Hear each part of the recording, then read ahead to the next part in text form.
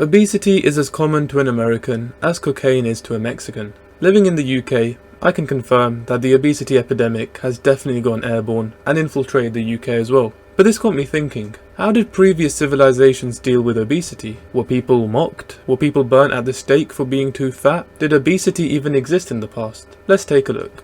Going all the way back to ancient Greece, obesity was actually present. Despite the image we have of the ancient Greeks having like the peak male physique, there were some lazy gits that enjoyed a few too many olives and breads. The Greek civilization was centered around the idea of kalokagathia, which is a concept that represents the idea of being both beautiful and good. Therefore, being obese wasn't really considered cool. Also, being obese in ancient Greece doesn't get much better for you, because even the OG philosophers like Hippocrates would cook you for being obese.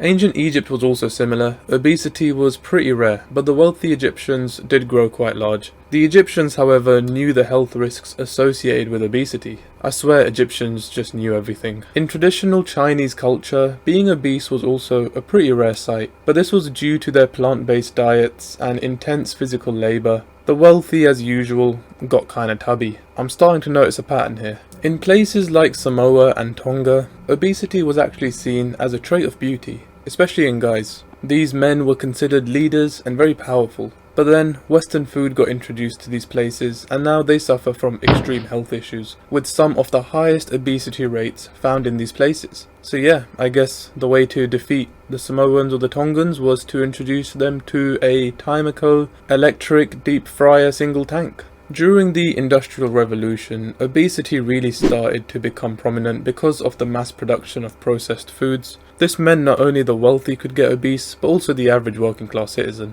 Throughout the years, gluttony has generally been viewed as a negative thing. Even the church regarded gluttony as one of the 7 deadly sins. Pretty good movie. And they considered obesity a morality issue rather than a physical issue. One person the church wouldn't have been kind to was King Sancho I of Leon. He ruled briefly during the mid-900s. Now Sancho suffered from morbid obesity, and this made him a liability as king. His opponents, and even his own people, just took the piss out of him and mocked him. His cousin, Ordono IV, he used this opportunity to successfully overthrow Sancho. He must have been a very strong man. Sancho wanted to return and take back the throne, but he couldn't lead a military expedition due to his weight. So he asked his grandmother for some advice, and she took him to a Jewish physician. And with this Jewish physician, he underwent an intense training program, got into shape, defeated his cousin, and took back the throne. What a motivational story. Another person that shared the same problem as Sancho was Daniel Lambert. Unlike Sancho, who beat his obesity, Lambert just accepted it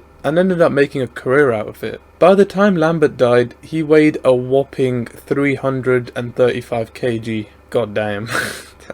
That's a big boy. After being ineligible to work a labour job due to his size, he made himself an exhibition for the public to come and see. He became a cult hero and made some serious moolah from this. After his death, he needed a special coffin with wheels, a ramp, and 20 people who helped bury him. Wow. What a man. To conclude, let's take a look at this graph which shows obesity rates by countries from the 1990s till now. Oh my god, Egypt is ahead of America. Egypt, America and Saudi, they're in a league of their own. Look at the trajectory. None of them plan on slowing down anytime soon. Hey, Argentina is about to become an exponential graph. Argentinians, please, stop eating. Jesus. France have somehow lowered their obesity rates. Fair play. Japan, China and India, setting a good example for everyone else. Well done, lads. But that's going to be the end of looking at obesity throughout history. I hope you guys enjoyed, and I'll see you next time.